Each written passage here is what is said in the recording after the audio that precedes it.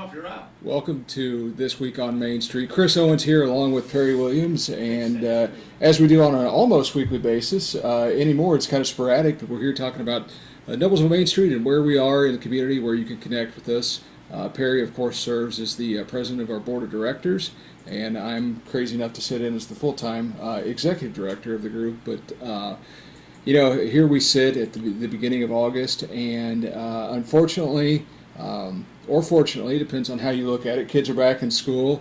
Had a bit of a hiccup on Friday, and doing as many events as we do, you're not going to squeeze them all in just based on the weather. So, to our community and on behalf of Noblesville Schools, we're very sorry that we had to cancel on Friday, but looking back and keeping in mind the safety of event attendees is paramount.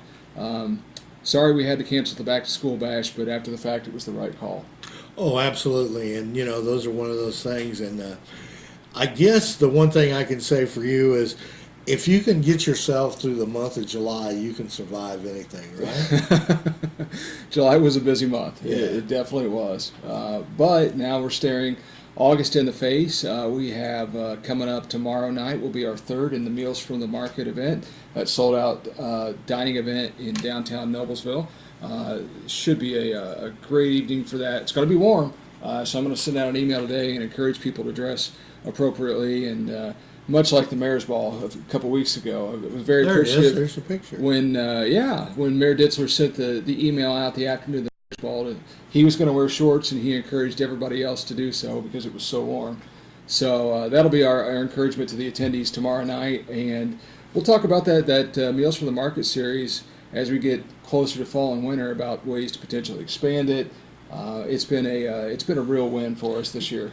Chris, the one thing about that Meals to the Market, as you well know, the Thursday market we tried for 3 years, and it was a great event, but it just never became successful as we wanted it to be.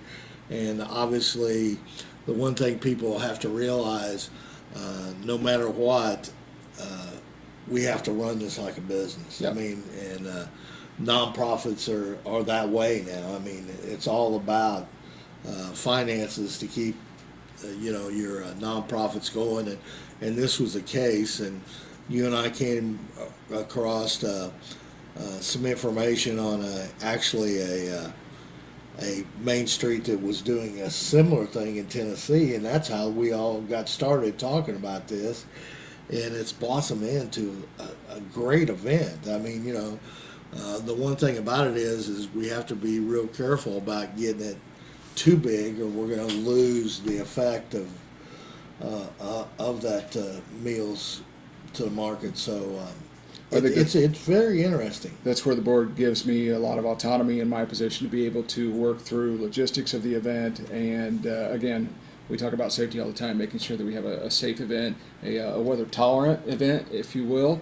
And so we take all those things into consideration as we move forward. But looking forward to tomorrow night and what that means for us. And then Friday, we've got the Tucker Brothers jazz concert on Friday on the courthouse lawn on the northeast side there.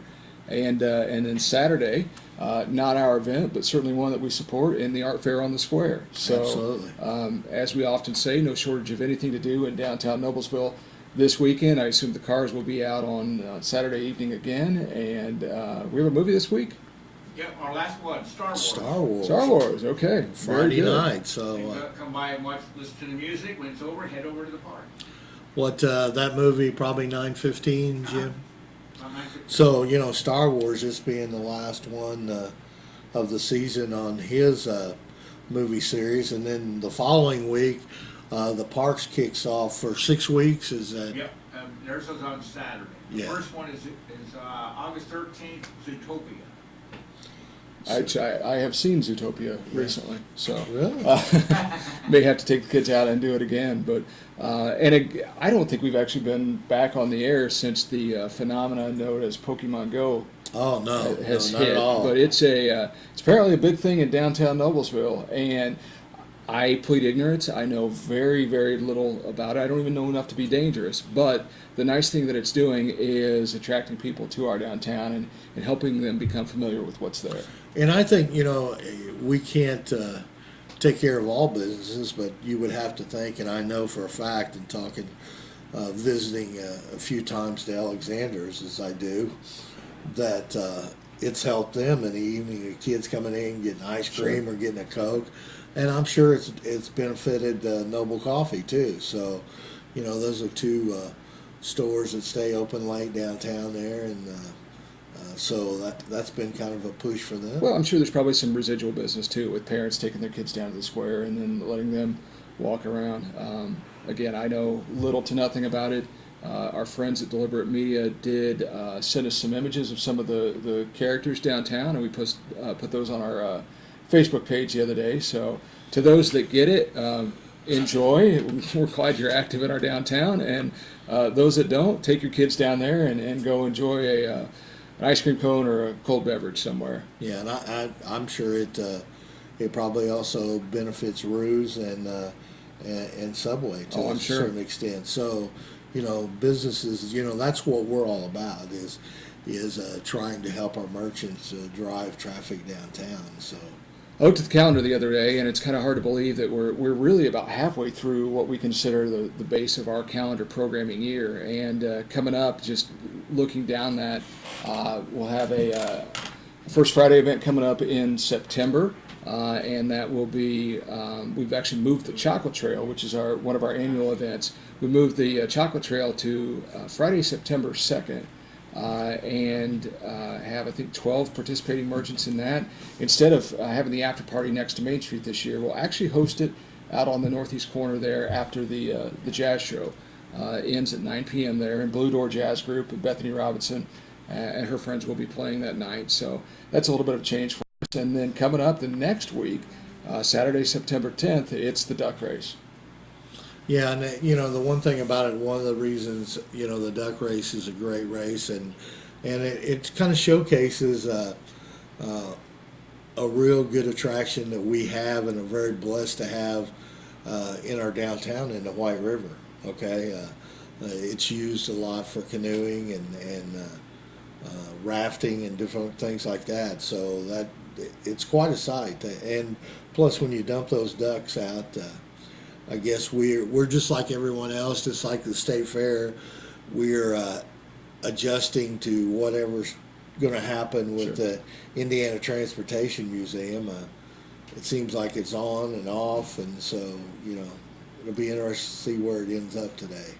I think our plan moving forward is to have our option A, which would be independent of the Transportation Museum at this time, and certainly wish them well in their endeavors. But that's kind of a challenge, and we've talked through it in the duck race committee. Is what do we do to release these 3,000 ducks? We've actually, and I'm not good at math at all, so I have farmed this out.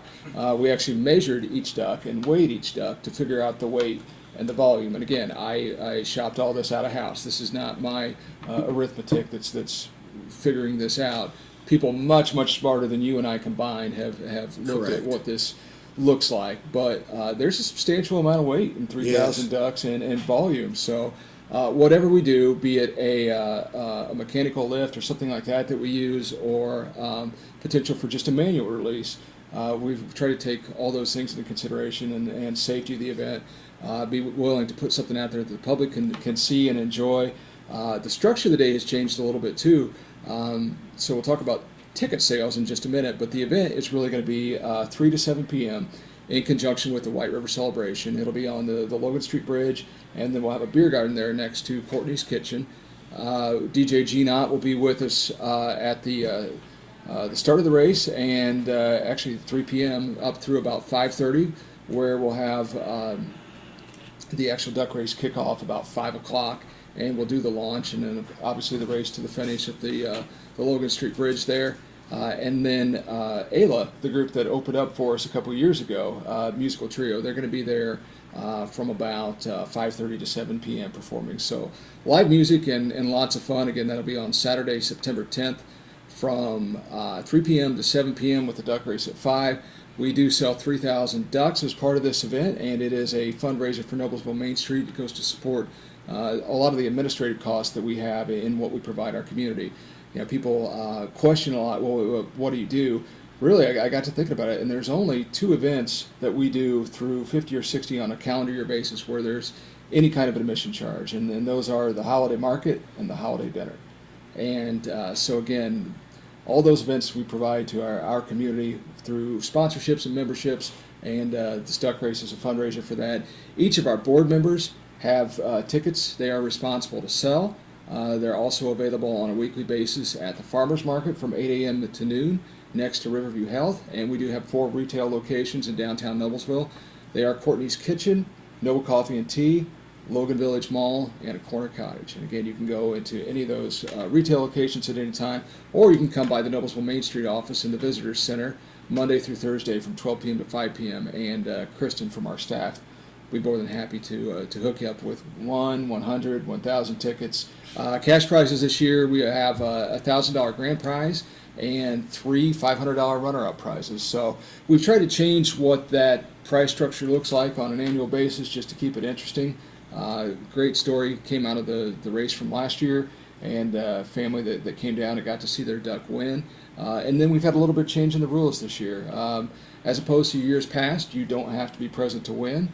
I think our committee always thought that as long as someone had to be on site, then it would draw more people to the event. I think we'll see a lot of people at the event still, and we'll issue the winners on social media and on site at the event as well. Yeah, so that's a very exciting event.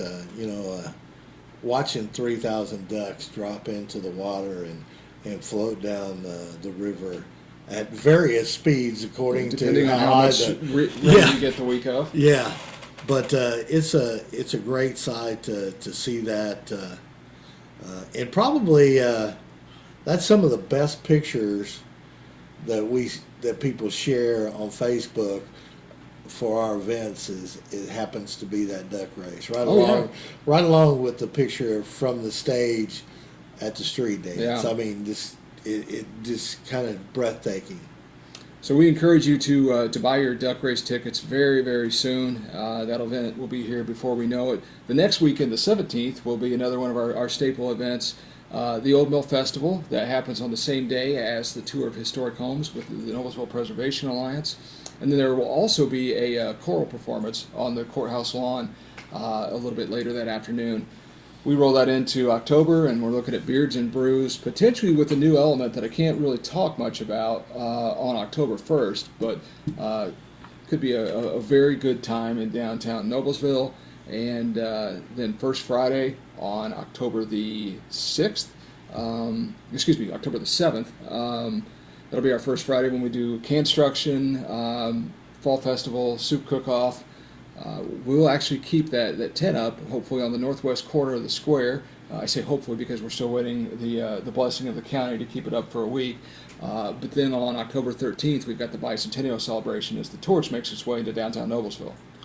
Which we probably, none of us three in here will see the 300th, so unless you know something that I don't about medical technology. No, I think that's pretty safe. I mean, that's an exciting event. It's a little depressing, Perry. Thanks. Yeah. That's an exciting event, though. More for us than you. Well, true. But yeah, it is, and we'll have the scarecrows. I forgot to mention that up.